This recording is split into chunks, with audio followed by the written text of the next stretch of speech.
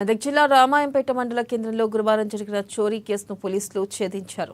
తొరిగంట్ల గ్రామానికి చెందిన జంగంపల్లి బీరమ్మ అనే వృద్ధురాలు తన కూతురు వద్దకు వెళ్లేందుకు రామాయంపేటకు రాక అది గమనించిన ఇద్దరు దుండగులు ఆమెకు మాయమాటలు చెప్పి స్థానిక ప్రభుత్వ ఆసుపత్రి సమీపంలో బంగారు నగలు ఎత్తుకెళ్లారు. బాధితురాలు ఇచ్చిన ఫిర్యాదు మేరకు పోలీసులు కేసు నమోదు చేసి దర్యాప్తు ప్రారంభించారు. స్థానిక బస్టాండ్ సమీపంలో అనుమానాస్పదంగా తిరుగుతున్న రామాయంపేట పట్టణానికి చెందిన పోచమైన సుధాకర్, మెట్టు విజయ్ కుమార్ అనే ఇద్దరు యువకులను అదుపులోకి తీసుకుని విచారించగా చోరీ కేసును అంగీకరించారు. వారి నుండి 10 గ్రాముల బంగారం గుండ్లు, ద్విచక్ర వాహనాన్ని స్వాధీనం చేసుకుని రిమాండ్కు తరలించినట్లు ఎస్ఐ బాలరాజు తెలిపారు.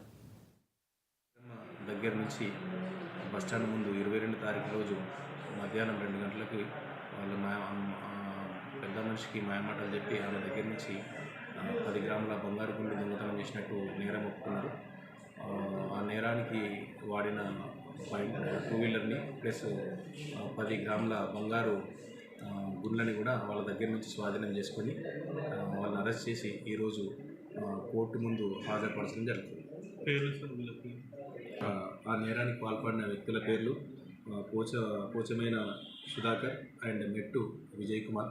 ఈ ఇద్దరు కూడా మద్యానికి బానిసై ఈ నేరానికి పాల్పడినట్టు ఒప్పుకున్నారు. వీళ్ళిద్దరి నివాసం కూడా రామాయంపేట పట్టణానికి చెందినవాడు.